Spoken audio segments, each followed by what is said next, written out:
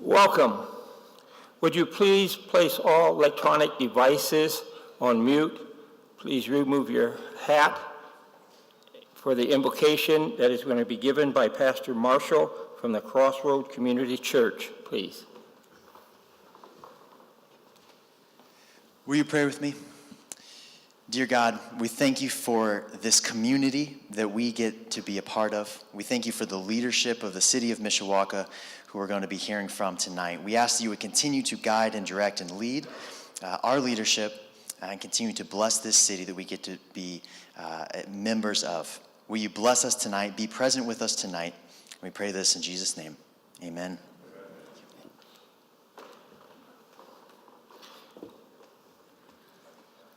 If you're wearing a cap, would you please remove the cap and please stand for the Pledge of Allegiance that will be led by Joy Grable of the Mayor's Youth Council.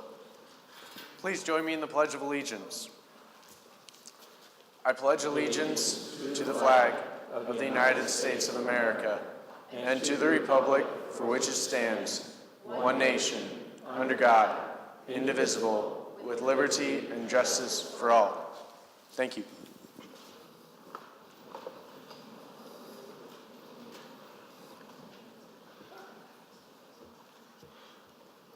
Good evening. Honorable Mayor Dave Wood, members of the City Council, department heads, invited guests, our clerk, Debbie Block, and friends and neighbors. Welcome to tonight's 2019 presentation of the State of the City, presented by our mayor, Mr. Dave Wood. This is the third year that the State of the City address is being held here at Battell Center. Battell Center offers a more professional, comfortable setting for the State of the City address. The presence of so many people here tonight is a reflection on the pride that you, the people of Mishawaka, have in your city and the recognition of its continued growth and the amenities the city offers. Thank you for your interest in being here tonight. The mayor will highlight the work of the city's various departments and talk about future plans here in Mishawaka. It is my honor and privilege as president of the Mishawaka City Council to present to you our mayor, Mr. Dave Wood, for the presentation of the 2019 State of the City Address. Mayor Wood.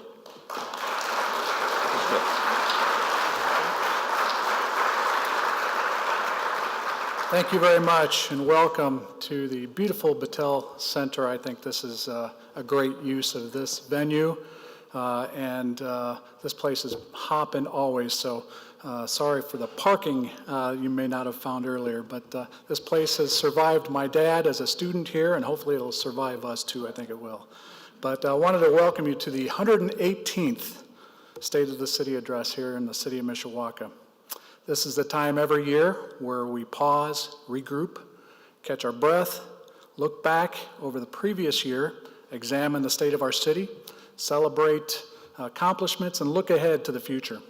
Like most years, we're just trying to catch up and keep up with the positive development and the routine activities of the city government. But this year, our city council gave us more time to prepare.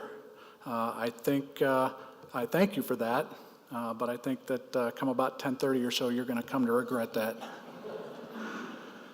Well, like everything good that happens in the Princess City, it wouldn't happen without a team effort. And I'd like to thank my State of the City All-Star team, consisting of Carl Kopek, Tim Brill, Brent Chupp, Ken Prince, and really all of our department managers who compile all of our information that you'll get to see tonight.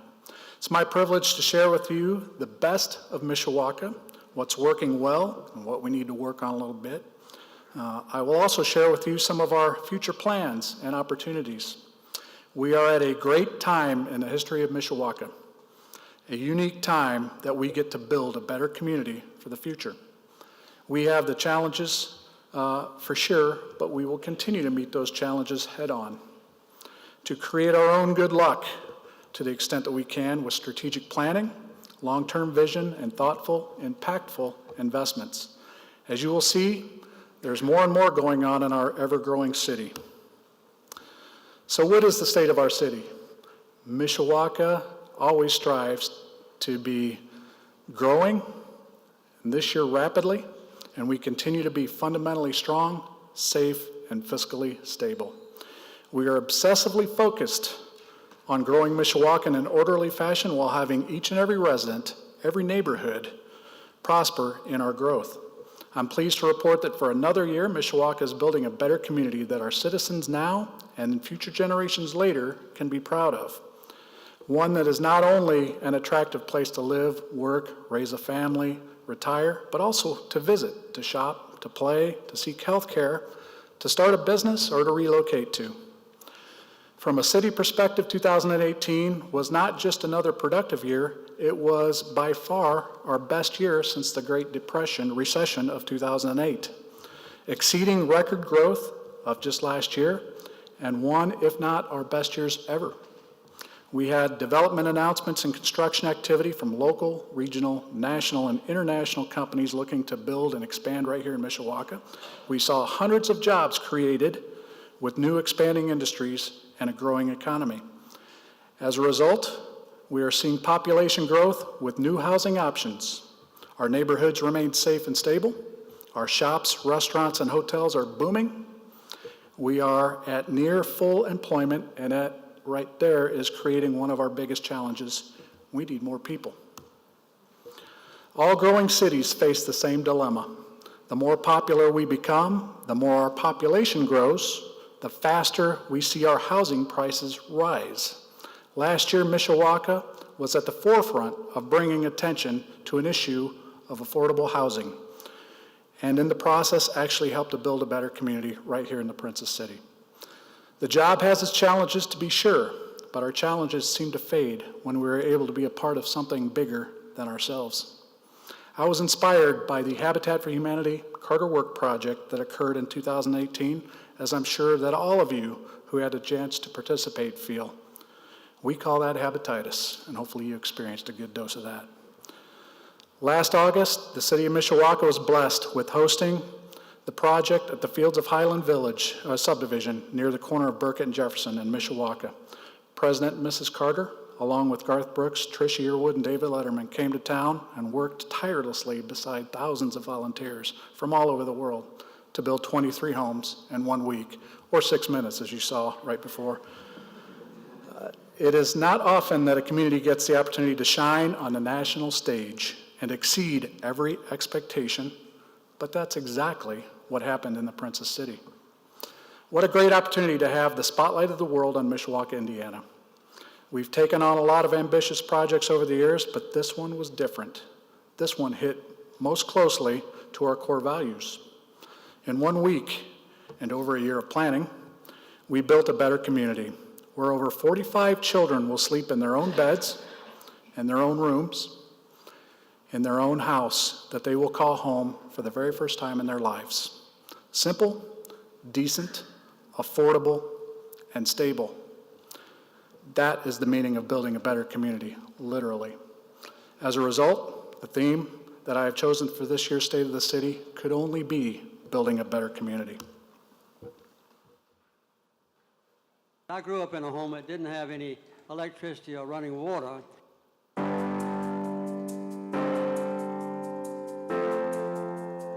It's almost impossible.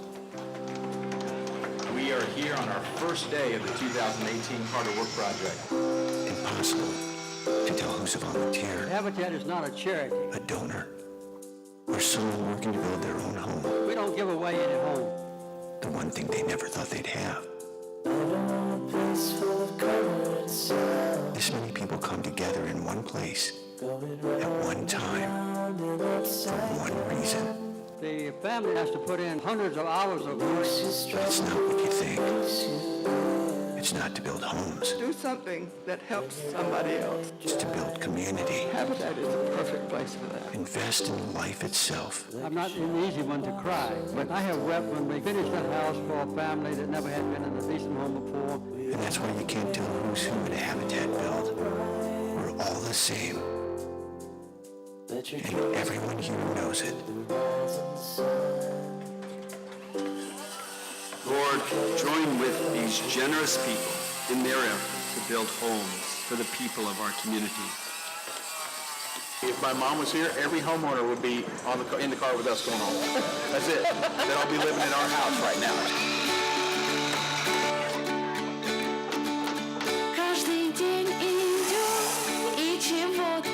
Never built the Habitat Jimmy Carter Work Project, you're about to get a huge case of what we call hepatitis. To have President and Mrs. Carter here, and Garth Brooks, and Tricia Yearwood, and the big surprise with David Letterman. She would be going, until these people get your house, come on, stay with us. What an opportunity to have the spotlight of the world on Mishawaka, Indiana. I can't tell you what it means to me to look out and see this in my hometown. It's going to be hot today. Oh, honey, come on. This home will bring me stability. Every family deserves a chance to build a better life for themselves. The kids are really excited about the program, and the president wants to meet them. President Jimmy Carter. Thank you. Thank you.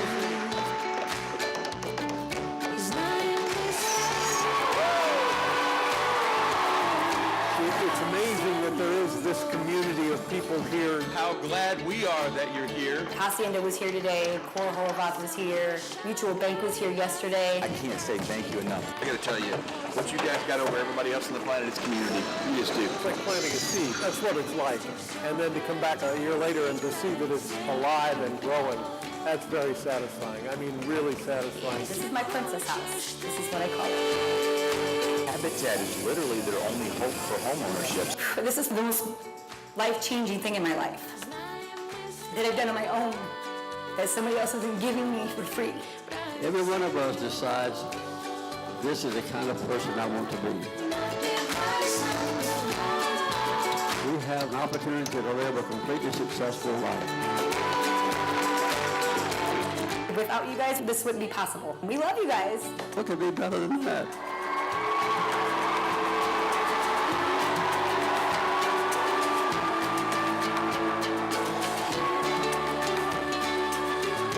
This has been the best organized and the most pleasant that we've ever experienced. One of the best we've ever seen in the whole world. Work for Habitat. It's so wonderful.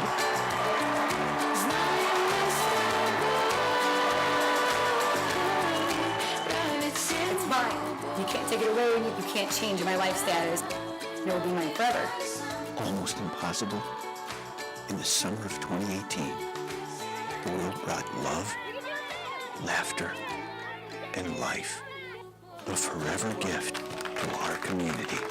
Cooking our first meal, having holidays, it's wonderful. Like other families where we can actually be normal. May God bless the volunteers, the donors, and the hard-working families of the 2018 Carter Work Project.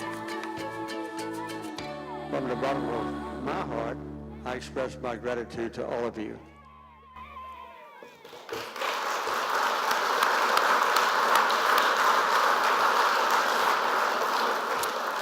Well, I want to thank everybody here for making that possible. It makes me want to go back and relive that week, and I'm ready to break out the hammer now. And President Carter, I don't know if you noticed this week, he became the oldest president in U.S. history. And I plan on building another house with him here this year. But I don't know if you caught it in the slide, but he said that this had been the best organized and most pleasant that we've ever experienced, one of the best we've ever seen in the entire world. President Jimmy Carter.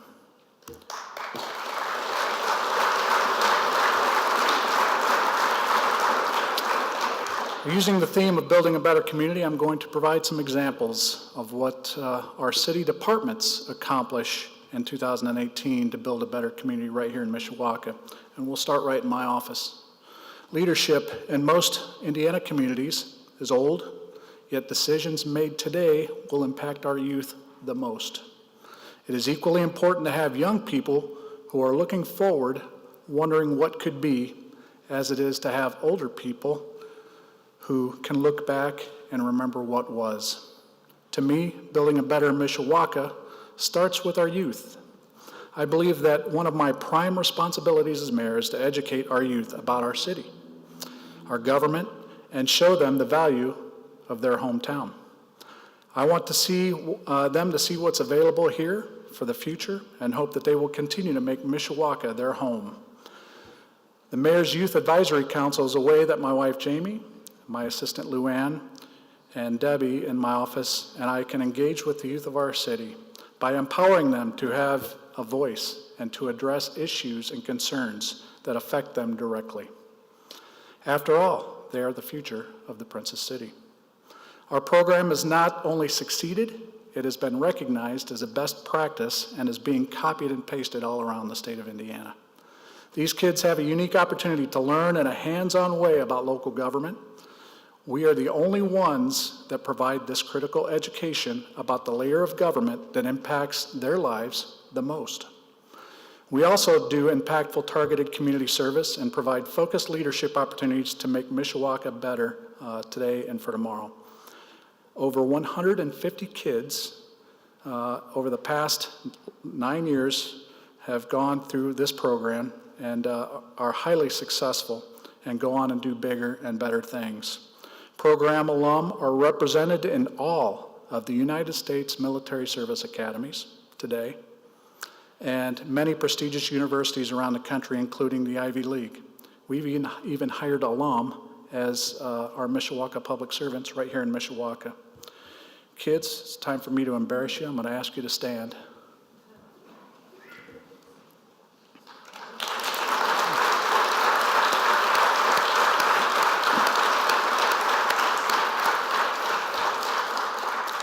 These kids give me great confidence in the future of Mishawaka.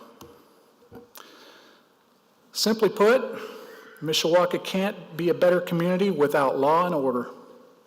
There is no more vital service provided by local government than public safety. I sleep easy at night knowing that the men and women of the Mishawaka Police Department are on watch, and I'm grateful for the outstanding work that they perform.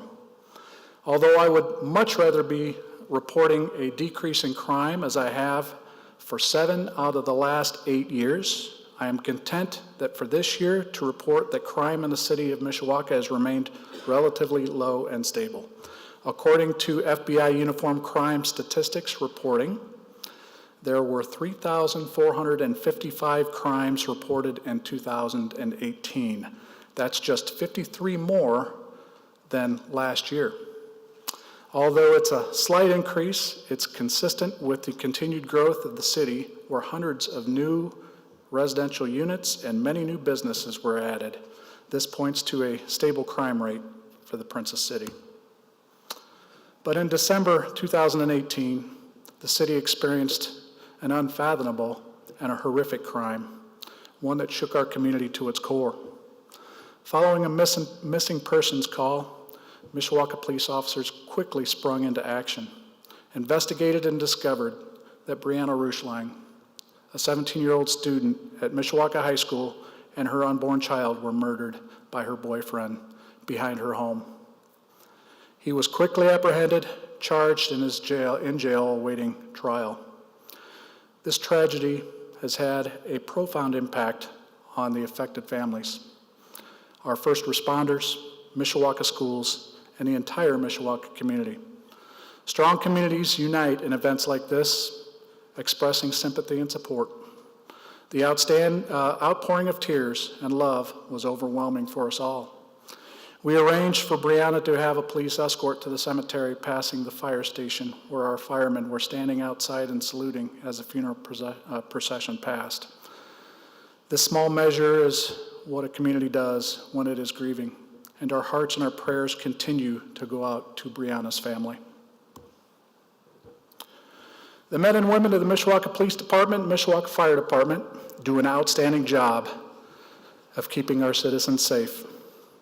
I see the calls every day that take my breath away. I see the split-second decisions that our public safety officers have to make, and they almost always make the right ones. But what's typically not known, but what I know, is the thousands of times our officers impact people's lives in a positive way through their acts of kindness that go far and above and beyond the call of duty. These brave public servants save lives and even deliver life. On November 14th, 2018, a woman in labor, her boyfriend and her mother, pulled into the parking lot of the Mishawaka Police Department after business hours. The mother ran into the lobby where she informed dispatch that her daughter was in labor outside. Officers Bo Ennis and Don Siders came on scene. 6 minutes later, with the help of the officers, the mother-to-be delivered a healthy baby. Both officers acted without hesitation in a professional manner to assist. They not only helped save a life, they helped bring one into the world. Days later, both officers met with the mother and her baby to check on them and to meet what they had made. These men are here tonight. I want to personally thank these brave officers for their exemplary services. Building a better community includes having the trust and confidence in your local police department and having the department that is worthy of that trust. You both demonstrated with your life delivering skills that our department is worthy of that trust. Mishawaka is better, safer, because you always answer the call, no matter what that is. And I want to thank you, and I'm proud of you.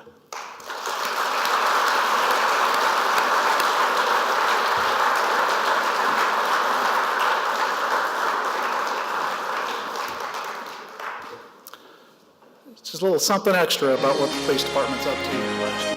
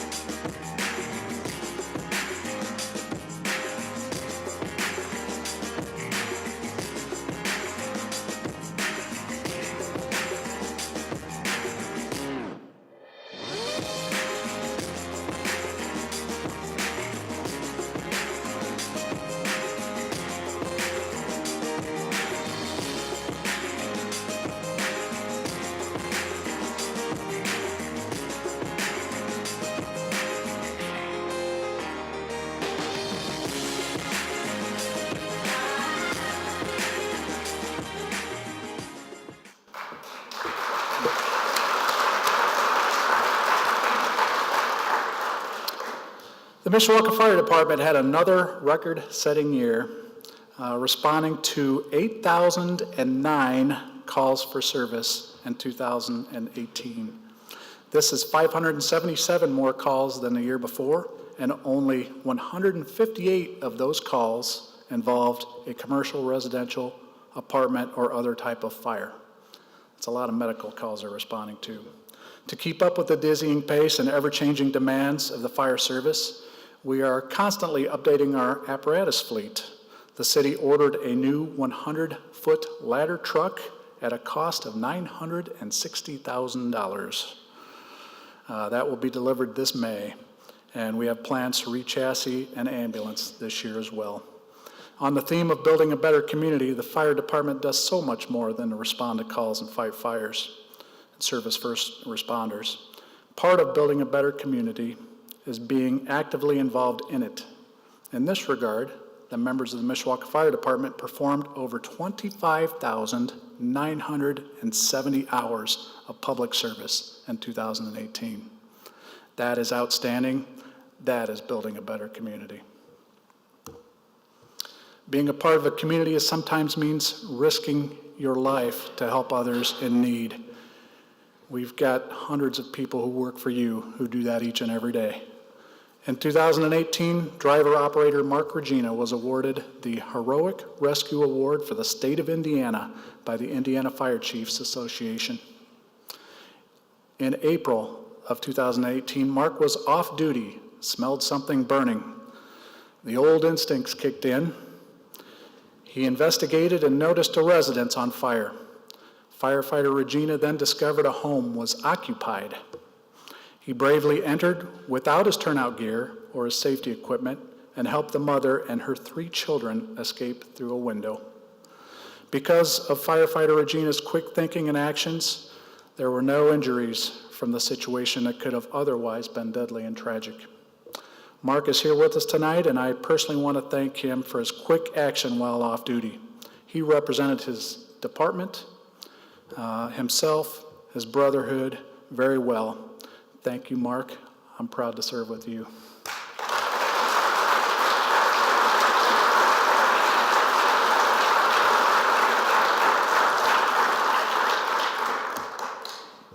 Building a better community requires that we have adequate funding to manage that we manage our resources wisely.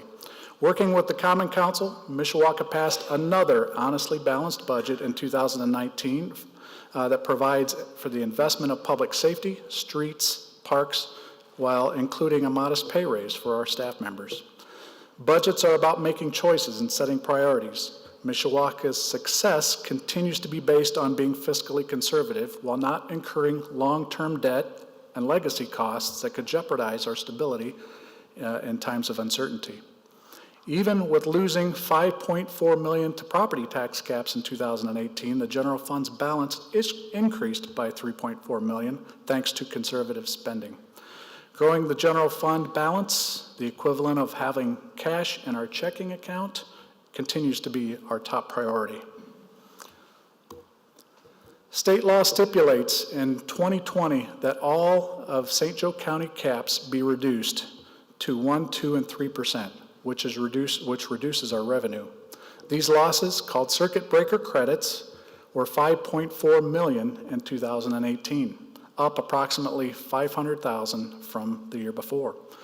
As costs and debt grows for all taxing entities who share out of the same pot of revenue, the assessed valuation that's not keeping pace, all of these things mean that losses will be ever increasing without even the pending fiscal cliff that we're seeing. The result, the current financial model that is funding local government in St. Joseph County is broken and in serious need of repair. Based on our projections for 2023, the loss with full implementation of tax caps is estimated to be approximately $10 million. Finding revenue or cutting our way out of that is truly a challenge, and it won't get us there.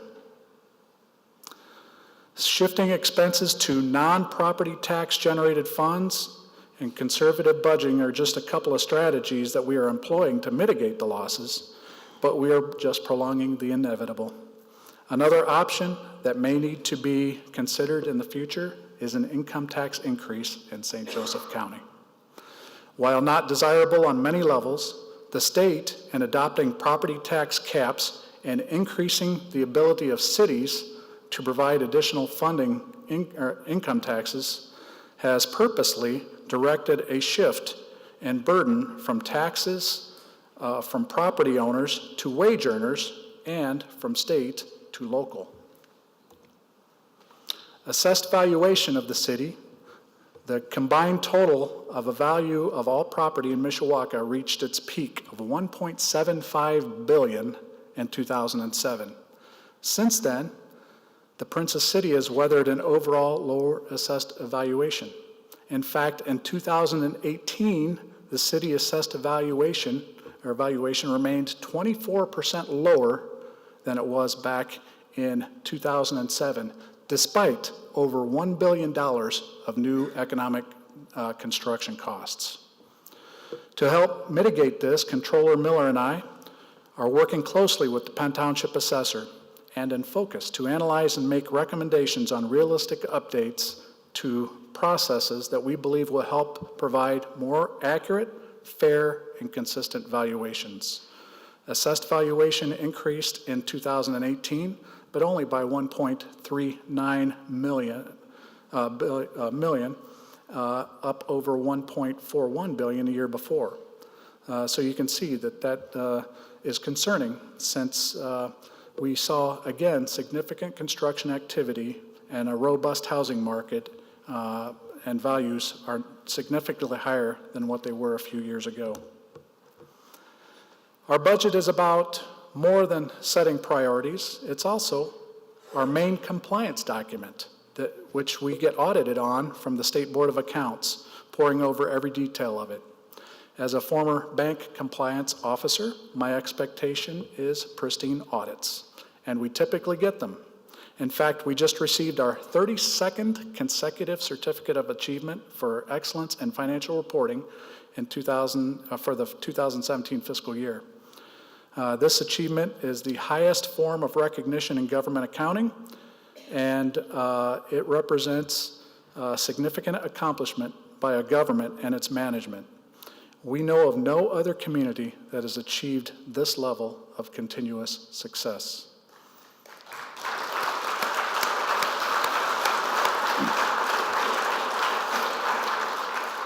Alas, all good things must come to an end, not the clean audits, but we will no longer be preparing a comprehensive annual financial report for submission that qualifies us for this achievement.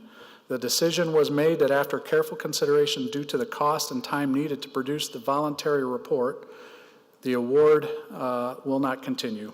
The excellence in financial accounting we will still be preparing a report based on generally accepted accounting principles. That will surely be audited and satisfy all of our requirements for a city our size with the State Board of Accounts and our bondholders.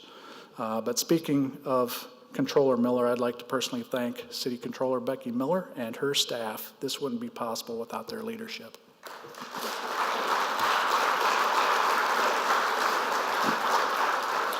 'As I said on many occasions, and I believe that one of the reasons why Mishawaka stands apart from most other communities, and really other levels of government for that matter, is the quality of our elected officials. Mishawaka elected officials place the best interest of the city above their own interests or party politics. We have not had a party line vote since I have been mayor, and I deeply appreciate that. Simply put, city over party.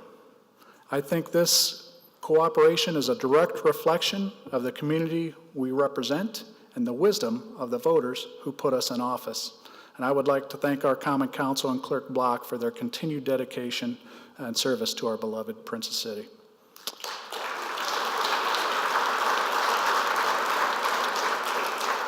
(2018) was an eventful year with changes in city government. Council member at large Joe Kennerecki left after 3 years to go serve as the St. Joe County Council member. Joe won his election, and we wish him well as he serves us in a greater capacity on the county government side. Following the fall 2008 elections, State Representative Joe Taylor decided to take a new position elsewhere, and our own 3rd District City Councilman Ross Deal was appointed to replace him. Ross took the oath of office in December of 18 and has already made a meaningful contribution, many of them representing Greater Mishawaka in Indianapolis. My good friend, Mayor Joe Kernan, liked to say, I always call him by his highest and best title, the best day of the year for a mayor is when the General Assembly packs up and goes home. Well, I can tell you that state government in Indianapolis seems a lot friendlier these days since Ross is there and sharing his Mishawaka values and common sense with state government. Joe was replaced by former council member Greg Hicksonball. Ross was replaced by first-time Councilwoman Stacy Petco Reisdorf. We look forward to working with Greg and with Stacy to continue to build and improve our Mishawaka community. While examples of bad government are plenty and well publicized, it seems as though examples of good government are rare and don't get the publicity that they deserve. This is but one reason for the lack of trust in government and the current state of our political discourse. I believe that more effort and emphasis should be made to seek out, document, share, and celebrate examples of good government wherever they exist. Last year, the Village Green Utilities billing dispute was an example where compassion, patience, persistence, communication, skillful navigation of the legal process, and shrewd negotiation with our Mishawaka government led to a successful resolution of a months-long conflict that had the potential to displace hundreds of people from their homes with an impact similar to that of a natural disaster. At the end of the long process, Princess City government did its job and did it well. The right outcomes happened, hundreds of residents got to stay in their homes, and the city got paid in full. I'm pleased to report that new owners have purchased the park and improvements are already being made. I'd like to personally thank our team that brought this to a successful resolution led by our City Corporation Counsel, Jeff Spees, who's here with us, and also included General Manager of our Mishawaka Utilities, Jim Schrader, City Attorney John Rogaman, and MU Attorney Dave Bent.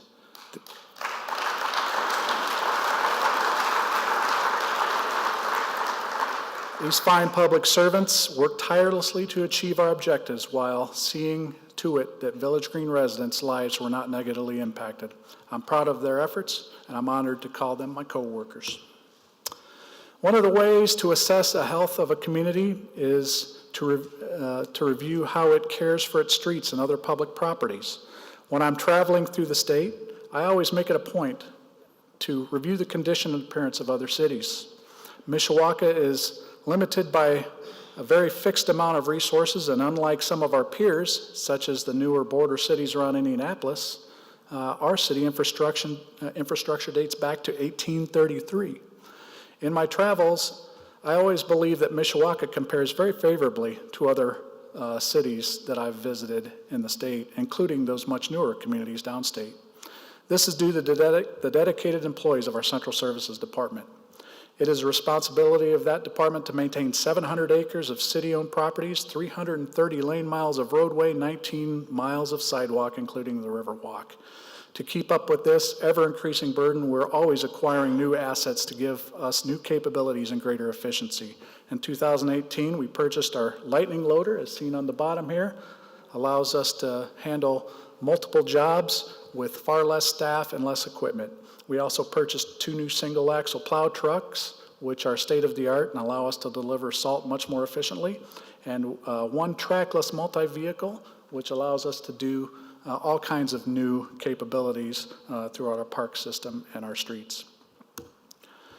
In late 2017, the City of Mishawaka received the disappointing news from St. Joe County Solid Waste Management District that after 20-plus years of operation in Mishawaka, they were going to relocate hazardous waste pickup from Mishawaka to South Bend. We then proceeded to set up negotiations to keep a satellite office open here in Mishawaka, and after several months of meetings with the district, an agreement was struck, and we reopened the Mishawaka site on a seasonal basis. Under the agreement, Mishawaka is required to provide the employees for the operation, and we will handle that out of our Central Services Department, and the county will pay for all of the disposal of the materials. The Fifth Street Environmental Center was reopened in June of 2018 and became a huge success, serving over 5,000 customers. The facility will be open again from April through December annually, and Mishawaka citizens will not be charged a recycling tax that is imposed on the rest of the county and South Bend. I'd like to thank my board mate, Woody Emmons, for his staunch support of our solution that works best for Mishawaka citizens, and for Tim Ryan for making the operations work within his department. The bottom line is that to build a better community, you need to have growth in construction. Construction needs to be not just in the form of new buildings, but also to be truly successful, we need to see reinvestment in older parts of the city and older buildings. And I'm pleased to report that Mishawaka continues to have this combination of investment. We saw 2018 construction activity continue to grow at a remarkable pace. Even compared to our 2 previous great years, the city continued building permits with a total estimated construction cost of $158 million, an impressive 16% increase over record year 2017. Construction in 2018 included many different projects that illustrates a vibrant economy. Perhaps the most encouraging news is that Mishawaka's housing market continues to grow at a rapid pace, and you see that all around. Mishawaka is a city where people want to live in. Diversity of housing options is our goal. Our single-family growth combined with explosive growth in apartments provides for a healthy and diverse housing market in the city. Recent construction combined with announced and approved development adds up to over 2,000 units. Most of this housing is higher end or senior apartments.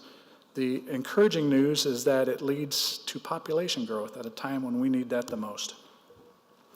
Quality healthcare is a vital part of any community, and the city continued to grow as a regional leader in healthcare and wellness. Vibra Hospital and Beacon Health Systems Granger Hospital were two of the larger projects that broke ground last year, each providing a unique service. The Center for Hospice campus right downtown is continuing to grow, started construction, and additional administrative building and hospice care facility is under construction now. This is an addition of $10 million of investment on that campus in our downtown.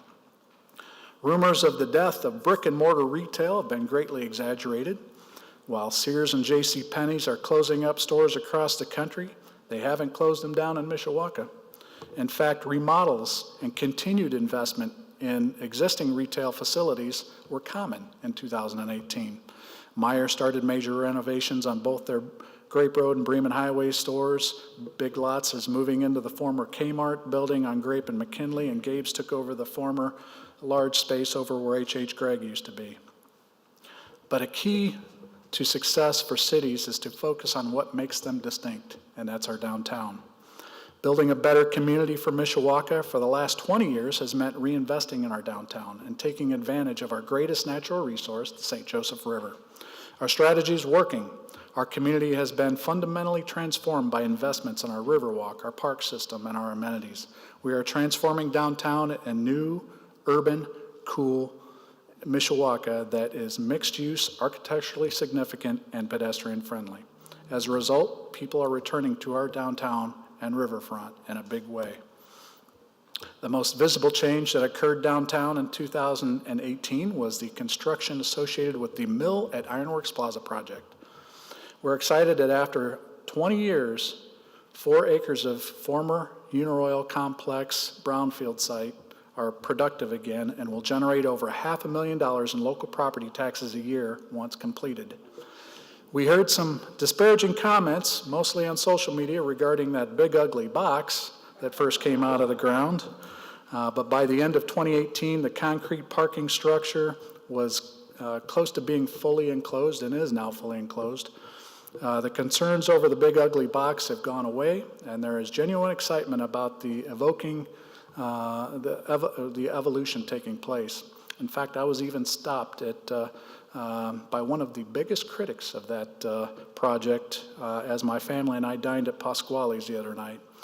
This person, who shall remain nameless,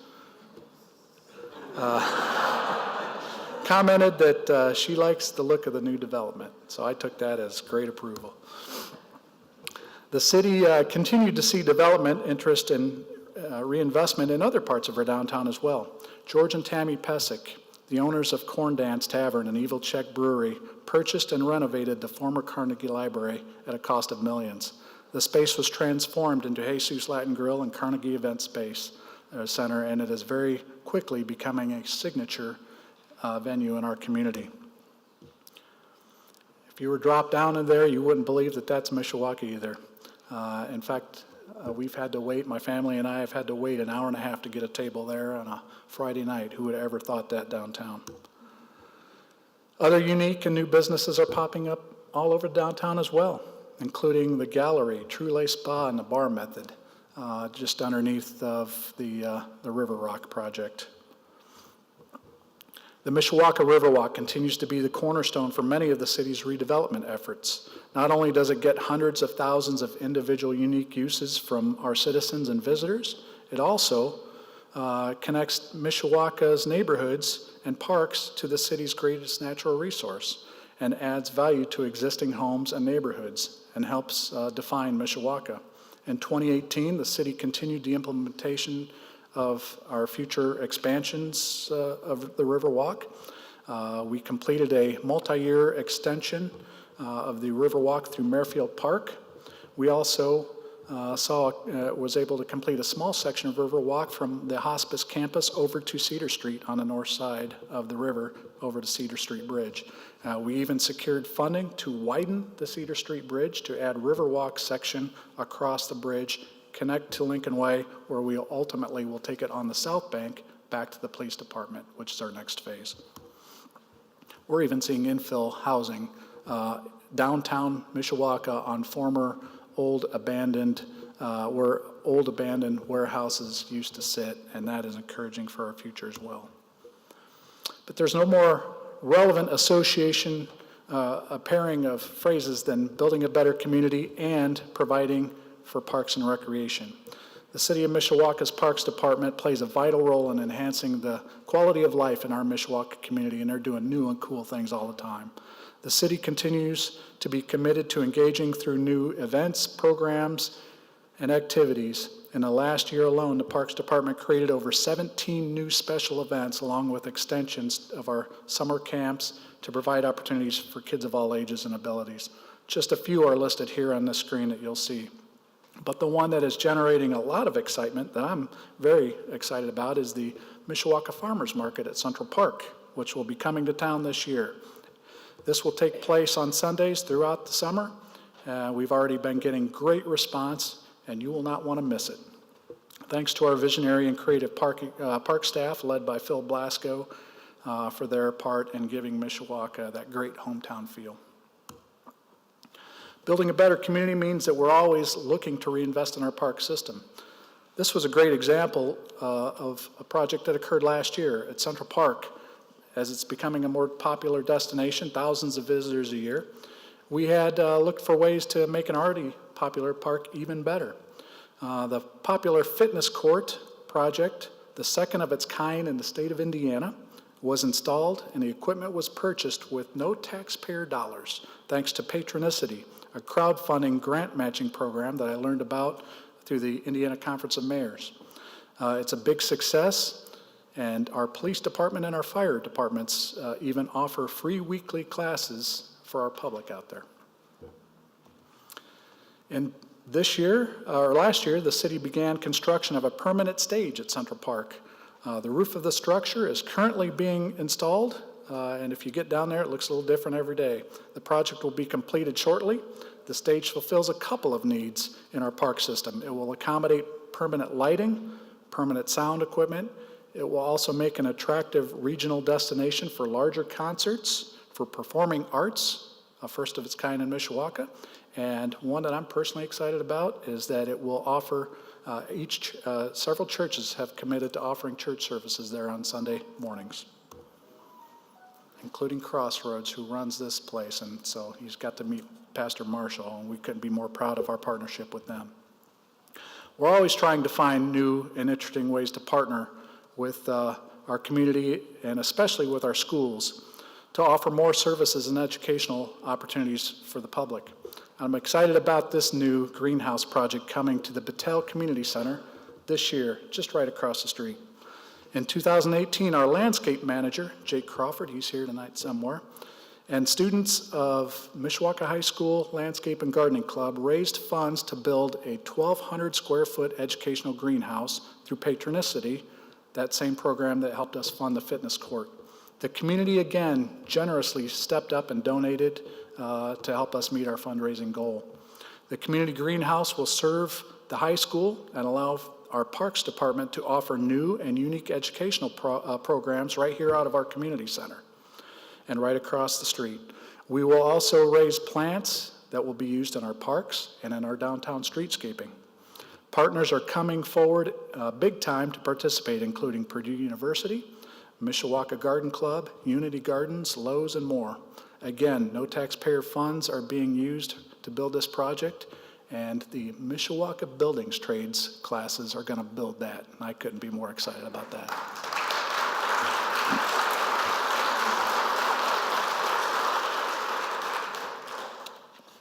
Public transportation is a critical component to any larger community. Mishawaka is very unique in that we are served by two separate public transportation systems in our region. The interurban trolley out of Elkhart County and Transpo. Well, after over a decade, the interurban trolley was kind of kicked off of their site unceremoniously, and we had to come up with a temporary solution for their transfer for riders coming from Elkhart over to catch the bus with Transpo. A temporary location ended up being a bad fit with the neighborhood, so we worked with that neighborhood as well as with MACOG and with the federal government to come up with a permanent solution that serves our community so much better.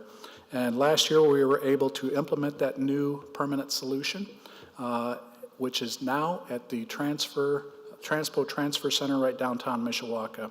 It provides much better service to our community than what we had, and ridership is actually going up at a time when ridership is going down everywhere else.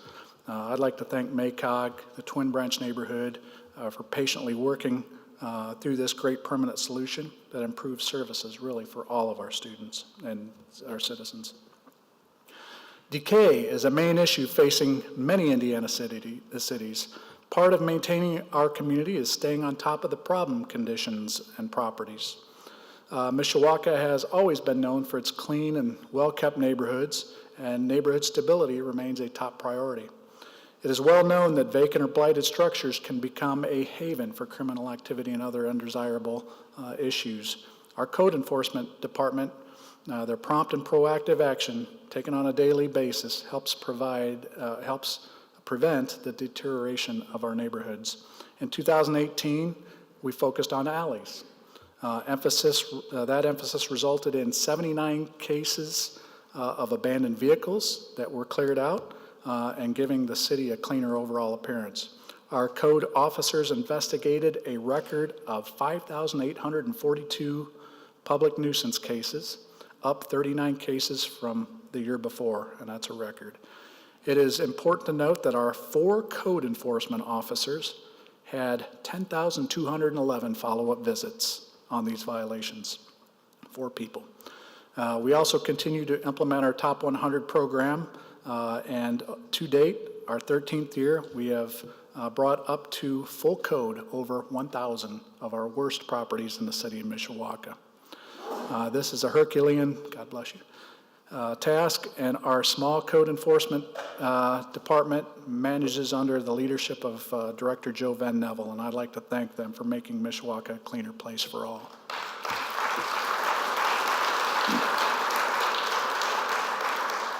Infrastructure is a basic essential building block of every successful community and the economy.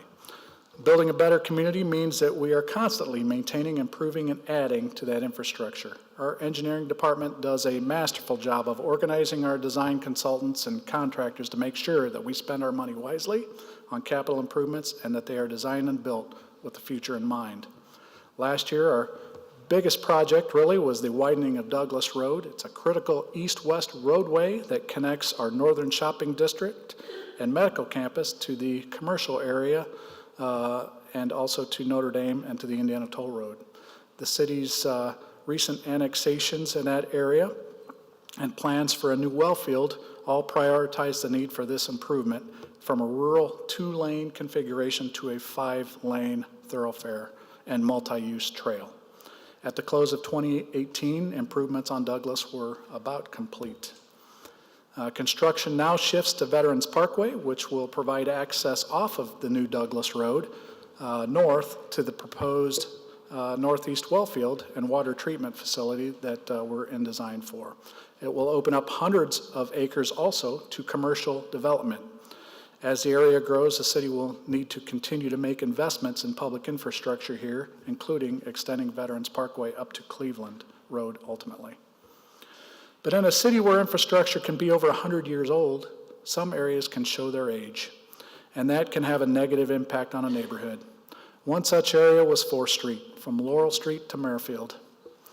This area was served by unseparated sewers, by lead water pipes underground. Above ground, the road was pockmarked with potholes, crumbling curbs, and broken uneven sidewalks. Yet in the heart of this neighborhood was a core group of engaged citizens that met regularly as a neighborhood watch group. This group has demonstrated their pride and commitment to making their neighborhood better, and I promised them that the city would do its part to help improve their neighborhood.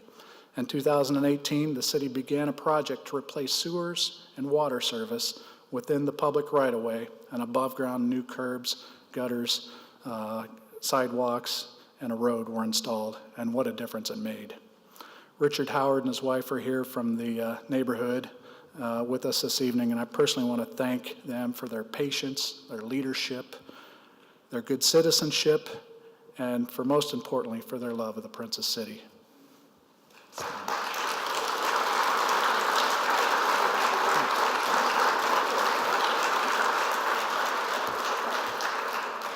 Construction on 12th Street between Campbell and Downey hit a delay when crews struck oil last summer underground from a leaky tank. The soil has been tested for hydrocarbon contamination, and the site has been given the okay to proceed.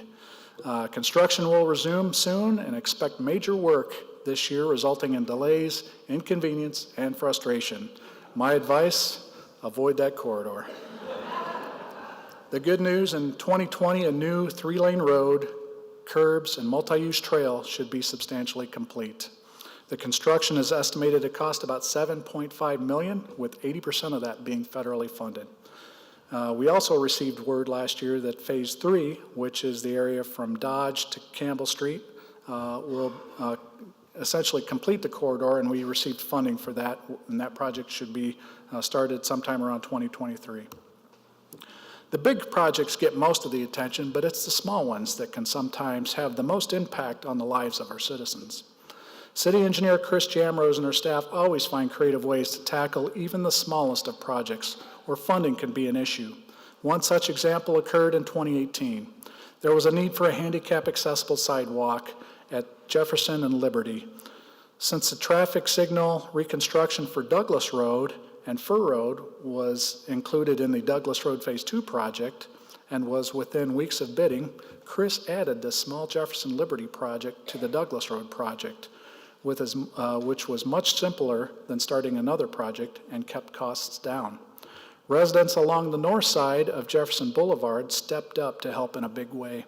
They were asked to dedicate some right-of-way, 7 foot of it, from the front of their homes to the city so that we could install the sidewalk and make it a vital connection, helping kids get from there to John Young School. Residents Terry and James Simon, Anthony Brown, Donald Purcell, Pamela Mays, and Monica Swaggerty were very supportive of the project. In fact, they gave the property to the city to make the needed improvements. I'd like to thank those families.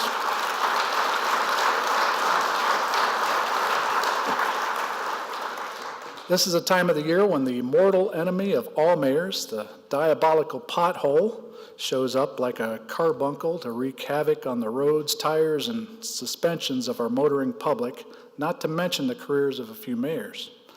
Mishawaka stands apart here too. While we have potholes to be sure, I've heard numerous testimonials that Mishawaka roads are in better condition than most of our neighbors. One big reason for that is because of the Community Crossings Grant Program to help address maintenance issues on our roadways throughout the state. The city applied for and received about $650,000 in matching grants for 2018. These funds allowed the city to work on 18 projects throughout the city, essentially allowing us to double our summer street paving program. This program is a big reason why potholes are rare in Mishawaka compared to our neighbors. Establishing a unique, positive visual identity is important to any community, and in 2018, Mishawaka completed railroad bridge signage projects on the Main Street and the Church Street underpasses as part of our overall city branding and wayfinding initiative. It included cleaning up, painting, and adding branding signs to the railroad bridges along the Princess City Parkway. I heard more positive public comments on this project than about anything else that we did last year, and what a difference it made, especially on the South Underpass. Building a better community doesn't happen by accident. It takes a lot of vision and planning from our staff, and we have that in spades. The city continues to continually plan for our future improvements. The following projects are under design, are currently under design, and are currently being studied by the city. 12th Street Phase 3, I already mentioned that. Bremen Highway, Meyer Drive, Elmwood reconfiguration. Bendix Pond, Beaker Street, Burkett Street, and Union Street from Dragoon to 18th Street as a 5-lane. They're all being studied right now. The city's utilities are increasingly becoming key to our strategic growth and are among the most vital services that we provide.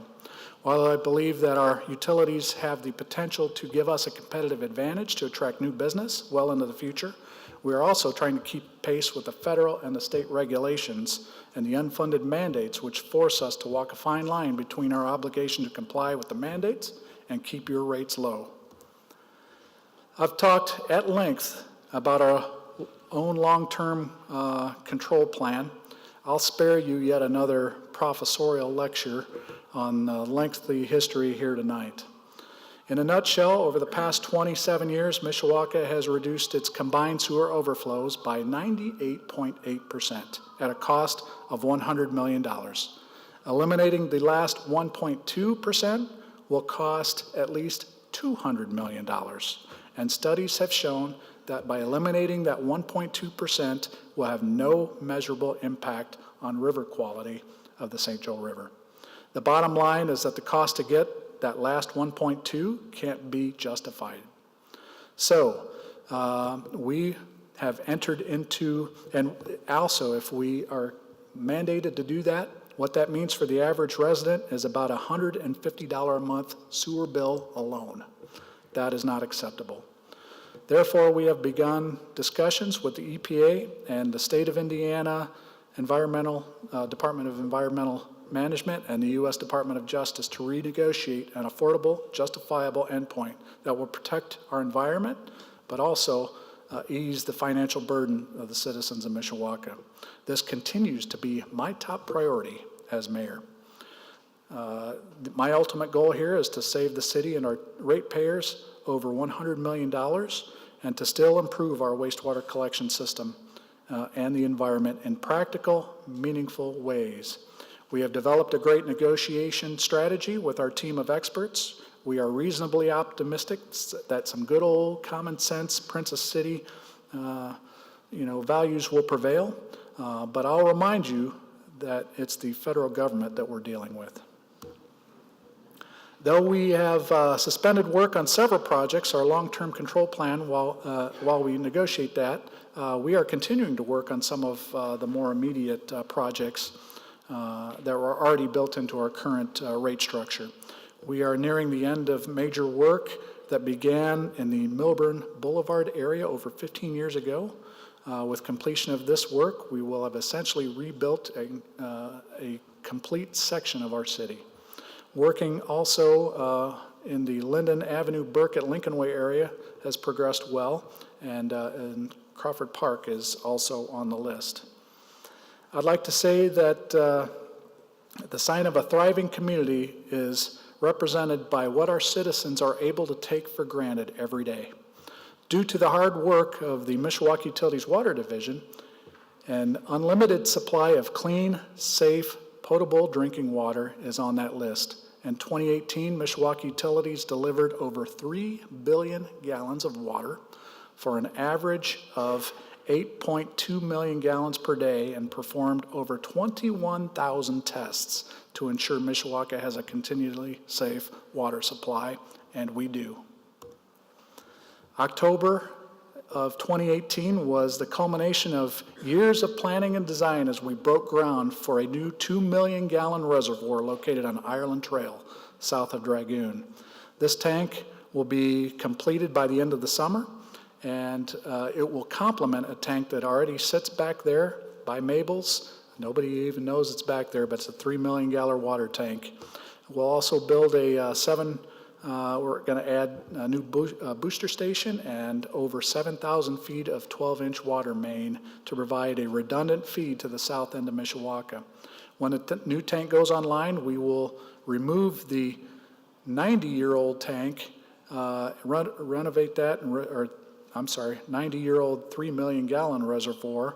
We'll take it out of service, we'll rehabilitate it. That will take another year or so, and then when we are done, we will have 5 million gallons of storage in a redundant system that should serve our city for another century.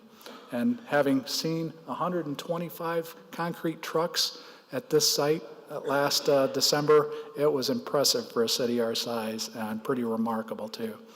In 2018, design kicks into full gear for our new well field and treatment plant at Jude Creek. By the end of 2019, we will have finished design, and we will be ready to bid this project out in about a year. This new well field will have the capacity of an additional 12.5 million gallons for the city of Mishawaka per day, and will keep us with able to service our growth for the very long term with unlimited, clean, safe, potable water.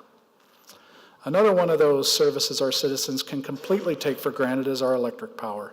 Mishawaka Utilities Electric Division works hard so that our citizens can enjoy a constant supply of electricity without even thinking about it.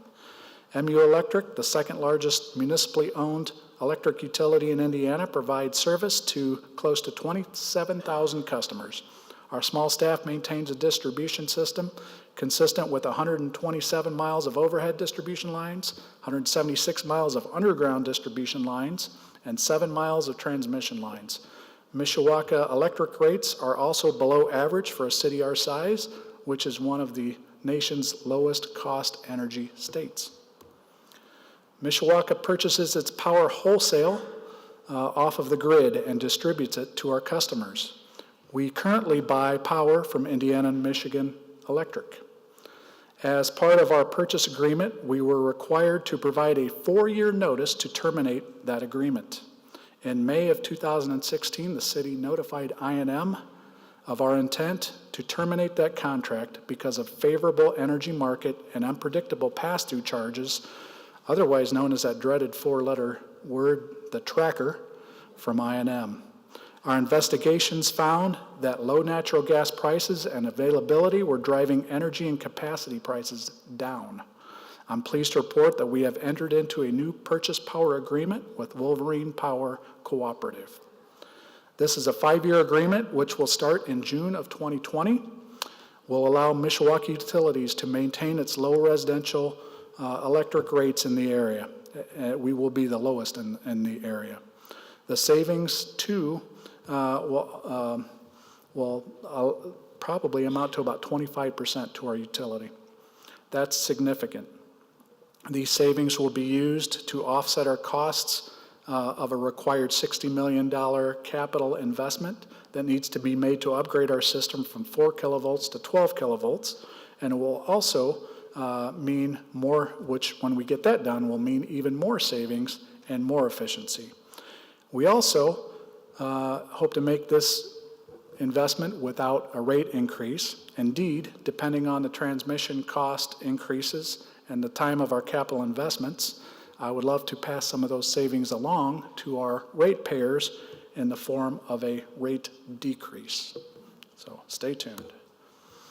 Every year, one of my favorite things to report on is the upcoming projects that make Mishawaka a better place to be. And in the near future, 2019 and beyond, it does not disappoint.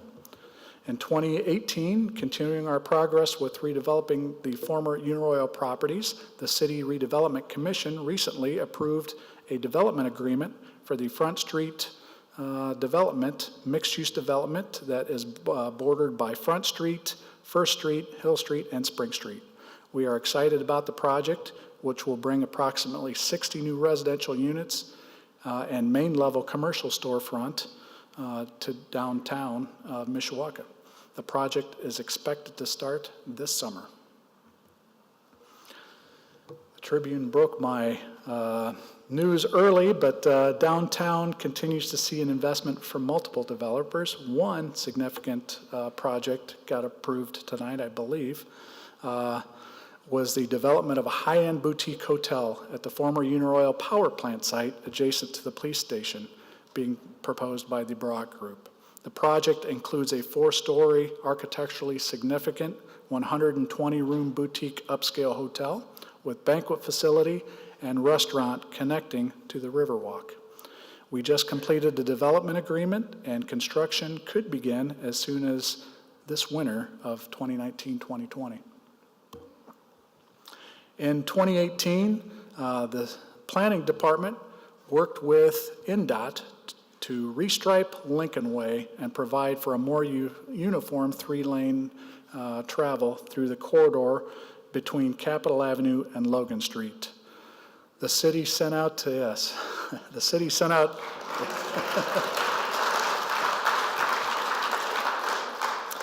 NDOT was just going to repave. We petitioned them to make this change. The city sent out hundreds of letters and held public meeting with residents of the corridor to get their input, and we received a bunch of positive feedback and most supportive.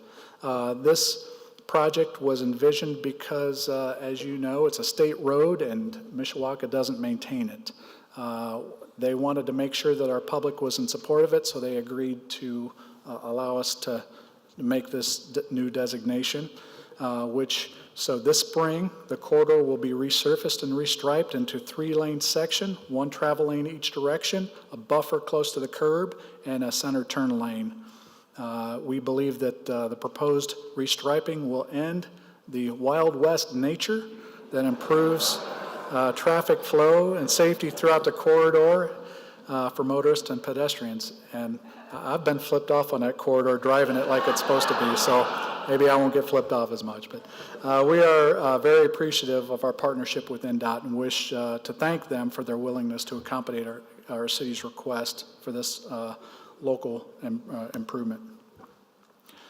As a community, we are looking forward to seeing the completion of the Mill Street Ironworks Plaza project. The size of this project has already had a transformative impact on our downtown and has brought more interest from developers for the remaining parcels of property. And with luck, we'll be able to park in a garage and eat in a newly established restaurant this year. As I indicated in last year's State of the City address, part of our project was that we wanted to reserve space on the northwest corner of the intersection of Mill and Front Street to place some public art. We wanted it to be a place where people will come, but also something that would fit in with the urban contemporary vision of what we'd establish downtown. And we are still wanting to be mindful of our past when we do this piece of artwork. We'd envisioned a digital art display where screens would be used to display a Princess Mishawaka character. The scenes and imagery of the character are intended to change based on the time of the day and potentially even the weather. The idea is to have a dynamic, changing art piece that is modern and cool, yet symbolic of the space being created in downtown and mindful of what Mishawaka used to be like even before settlers moved in here. Our goal is to have this project in place this year concurrent with the occupancy of the mill project. Last year, I also introduced a new park concept for downtown in my State of the City and the rationale for making this kind of an investment there. After a year of design and review, we are currently at design completion and anticipate phased construction to begin this spring.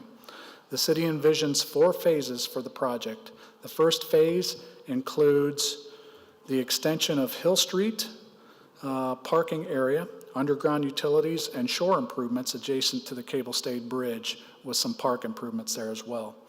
The second phase will include a proposed Ironworks beer garden and picnic area. This area will have seating for a few hundred people and contain a public restroom and concession building for park events at Buter Park. The first and second phases will be bid in a couple of weeks and should be completed concurrently within this next year. The last phase includes a plaza, platform, a stage, cafe, ice skating loop, and event center. Right now, the city's plan is to limit expenditures and accumulate dollars to minimize or eliminate any need for financing of this project. We will pay cash as we go, thus is the need for the phasing of this. So when we're done, the park gets bigger, not smaller. Since Mishawaka's cable-stayed bridge was erected in 2018, it has been one of the iconic images reflected of our community. As part of the Ironworks Plaza project, we'd like to emphasize it at night as well. And so we've just proceeded with a project to light the cable-stayed bridge, something what I would call similar to the Bay Bridge of San Francisco. This is also under contract for design. Look for that to happen. And then in 2015, the city underwent a master plan for the Battell Park improvements. In reviewing the master plan and also hearing from some feedback on social media that the old Soldiers and Sailors Monument downtown or at Battell Park probably is too old and it just needs to go, given the attack on monuments downtown or in parks. We decided that there may be something to that. So this year, we will begin to remove that sculpture or that monument downtown at Battell Park. And it's looking tired, the base is crumbling, and the sculpture is collapsing in on itself. So at the end of that, we will move it to a new prominent location on axis with Liberty Drive, which I think is appropriate and perfect for that. We will create a new base for the monument. We will build it up bigger, taller, and light it up better than it ever has been. And around it, we will build Veterans Plaza at Battell Park, a place where all of our veterans can meet, as we often do on Memorial Day, and celebrate the things that we should be thankful for, and looking forward to that. So come this spring, we already have gone out to bid. We should be awarding bids, and we will begin construction on Veterans Plaza at Battell Park, which will be at Liberty Drive. The plaza will be done this year, but the specialty work of the monument restoration can be done by one company. So we're going to have our Memorial Day program there this year. Then after that, the monument comes down, and we hope to have it back up and rededicated next Memorial Day, and we look forward to that. We also continue to improve our neighborhood parks, and this year we'll do some work. We'll wrap up work over at Twin Branch, Phase 3, with new pickleball courts, and I have no idea what that is. But we're looking forward. We hear it's popular, and we are also going to build a new restroom facility, which I think took over the mantle as the worst restroom facility in Mishawaka. It'll be new this year. But anyway, look for those phased improvements this year. We also acquired Hums Park with the partnership of the school corporation, and we will be making some plans to improve Hums Park as well on the southeast side. In conjunction with our Veterans Park Plaza project, the city is ordering a new mobile stage for us to use for our Memorial Day parade and festivities. Acquisition of this stage will ultimately save more than its cost by not having to rent stages and pay rental fees for a variety of events over the years, and will give us a great new capability and flexibility. Although the primary purpose of the stage will be to enhance our current events at the Veterans Parade, Memorial Day Parade, we will also use this at events such as Merrifield Park. The stage will also provide additional capacity to hold events in any park. We'll be able to use it for a multitude of events that we hold around the city. And one of the things I'm excited about is that we can have concerts in smaller parks like Hillis Hands Park or Twin Branch Park and make it more mobile and accessible to all of our citizens. And the pièce de résistance, I have often envisioned combining the use of technology and our award-winning park system to provide an educational opportunity for our park patrons. Mishawaka has always been a leader at the forefront of modern city development and park planning in many ways, but we are currently working on an innovative new initiative that is the first of its kind that we know of anywhere in the country. The City of Mishawaka is working collaboratively with School City of Mishawaka and with Google to transform the way people experience the city through the seamless blending of digital and physical worlds. Virtual and augmented reality tours of Mishawaka will be developed through partnership with Mishawaka schools, parks, and the city, including my youth council, who has already started work on the project. What is augmented reality and virtual reality, you might ask? Augmented reality adds digital elements to a live view often used by a camera on your smartphone. Virtual reality implies to a complete immersion experience that shuts off the physical world. These tours will immerse people in the rich history of Mishawaka, engage people through interactive experiences, and empower the youth of Mishawaka through historical research and creative process. The first virtual and augmented reality tour will focus on Uniroyal, ball band factories, and Ironworks Plaza. It will make the past and future of our original site that started Mishawaka come alive. We are excited for this joint venture of Mishawaka, of building Mishawaka, virtual and augmented reality tours. So basically, simply put, is if you hold your phone up and you point it in a direction, even though you see current, your phone sees what might have been there and give you a history lesson about what was there, maybe the Perkins Windmill or Ball Band, or where we're building our new cafe in the park, it'll show you those new plans. And what you'll be able to do a walkthrough through that building. That's what we're working on. We think it's pretty high tech and very unique.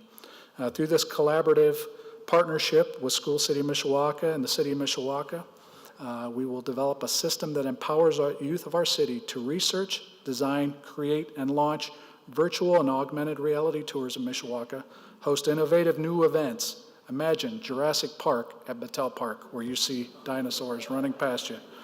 And when they presented this to me, they put what looked like a live dinosaur right on the desk of my office, and I jumped way back. Got a good picture of it even. But anyway, we think that this will serve the Mishawaka community and our visitors and really make us stand out in another whole new and unique way. I couldn't be more excited about this project, and I'd like to thank Katie Stockstill and Sarah Hinkle from School City of Mishawaka for their dedication and vision on this project.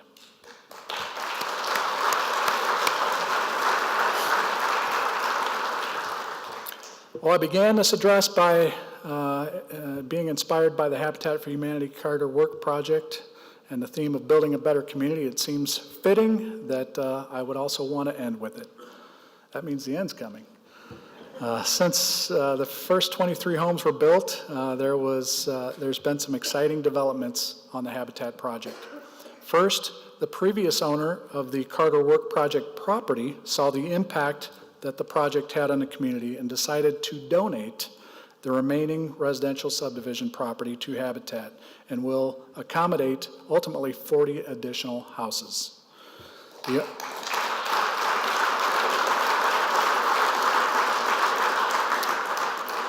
only stipulation was that Habitat had to install a small private park somewhere on the property. What a blessing indeed. It didn't stop there. Jim Williams, CEO of Habitat for Humanity of St. Joseph County, received an unsolicited message from an anonymous individual sometime around the Garth Brooks concert in October, congratulating the community on the success of the project and inquiring about future plans. Jim mentioned the recently donated property and indicated that it would take approximately $2.7 million to complete the phase 2 to an additional 40 home sites and recently donated land.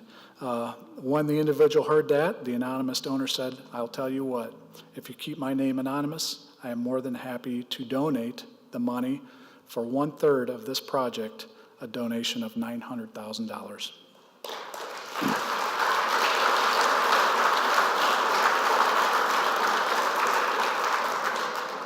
With this great news, phase 2 of the project has been slated for 2020 with another community build to take place in the city of Mishawaka.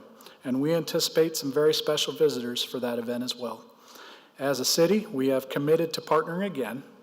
Our challenge and plan is to help build the infrastructure similar to what we did for the first phase. And we will also be continuing to connect that to the local schools through sidewalk improvements and all kinds of things. But as we completed the 23 homes, I've had the opportunity to witness several partner families get their keys and take possession of their new homes. On one of the City of Mishawaka-sponsored homes, I witnessed a tearful Erica Santibiestian and her 3 sons open the doors and enter their home that we built for her and her family for the first time, just right before Christmas. I was touched that the first thing that the family moved into the house was their family Christmas tree. That evening, Erica sent me a photo of her boys sitting in front of the Christmas tree on the floor in their pajamas, playing board games right around that Christmas tree. I'm not too embarrassed to say that I shed a tear or two that night seeing that photo. and it struck me. That is exactly why we build.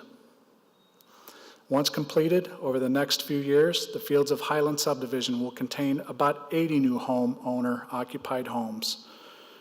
On my old abandoned baseball field, property that was unproductive and underutilized, I can already envision this neighborhood full of life with scores of kids growing up in a stable environment and calling the Princess City home, just as I did a few blocks away.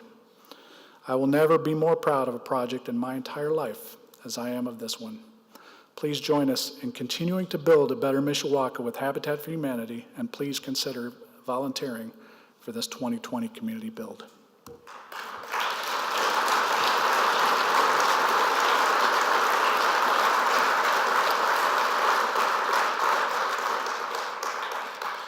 My summary highlights only a few accomplishments and the ongoing efforts that I would encourage everyone to read the full reports for the complete perspective. The State of the City report will be accessible on www.mishawaka.in.gov first thing in the morning. Although I get the honor and privilege to stand here and share with you the collective works that make Mishawaka the best hometown in America, it is the great people and the public servants that I get to work with each and every day that make this city thrive. It not only shows in the great service that they provide, but also in the manner in which they provide it. Mishawaka is special because of the world-class services that they provide. Building a better community can't happen without great service. This is the level of government, and these are the services that are closest to the Mishawaka people. And that is what makes service here so rewarding.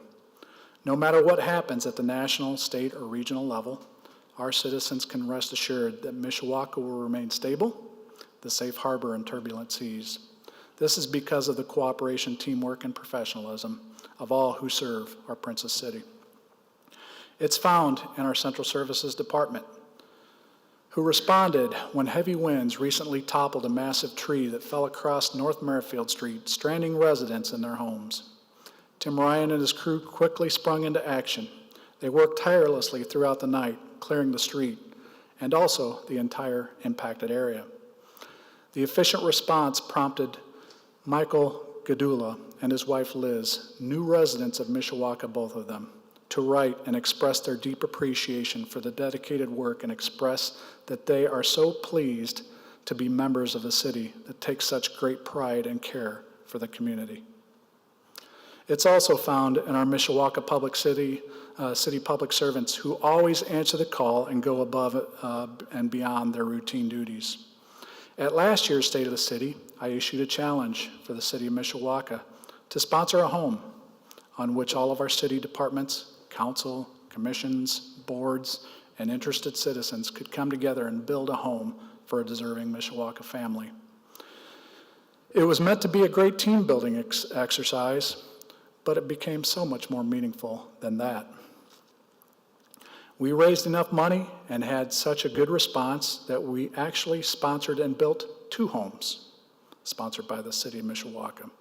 I've already mentioned the one that was built for Erica Santiesteban and her family. The other was special to us because it was built for one of our very own.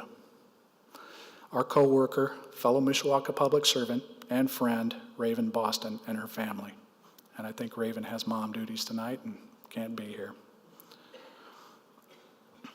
We have had the pleasure to watch Raven come to work for us as a JAG program for at-risk teens as she was in high school. That led to a part-time job position in the clerk's office. She'd done such a good job that she was offered a full-time position in the clerk's office. We then encouraged Raven to apply for homeownership with Habitat for Humanity. She did. It was a long, sometimes frustrating process, but she was persistent. She stuck with it.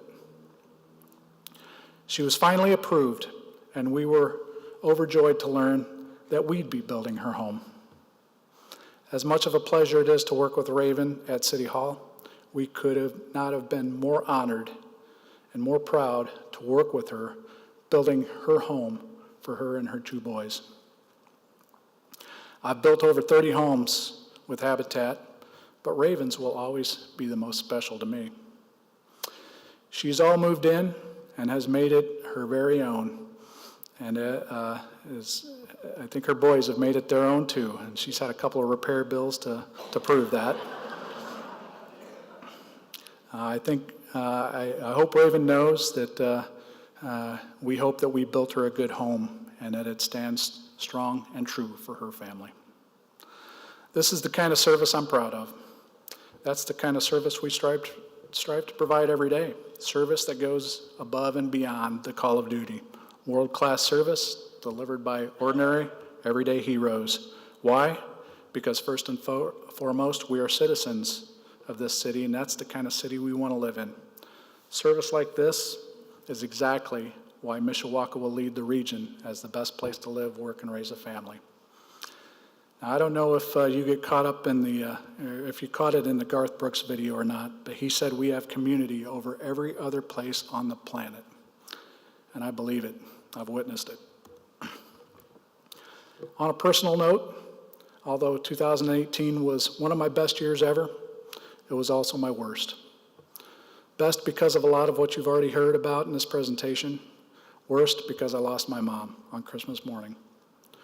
I would not be here standing before you in this position without her love and support over a lifetime. Home is where Mom is, and Mishawaka is always where Mom called home. My mom loved this city, and that's where I got it from. I couldn't have got through that difficult period without a loving wife and family. Without the prayers and support to me and my family from this community in an outpouring. It was overwhelming and reinforced what a special community we all have here. There is no way that I can ever repay everyone enough or repay the kindness that was showed to us. But please know that it is appreciated more than you could ever imagine, and that I will strive to serve in a way that would make you proud and my mom proud.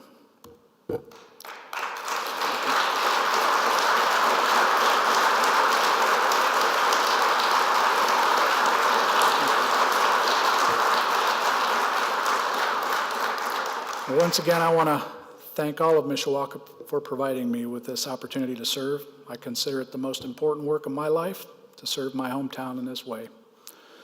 I love it. I'm inspired by it. I'm rewarded. I find it to be rewarding, and I never take it for granted. Colleagues and friends, what a unique moment we have here in the history of Mishawaka. Let's seize it. Our fundamentals are strong. We are experiencing record growth. Optimism is in order, and you ain't seen nothing yet. I don't know about you, but there's no place I'd rather be, and there's no one I'd rather be sharing this journey with than all of you. May the princess always look over your shoulder, and may God continue to bless you, our citizens, our staff, and our beloved Princess City. Thank you.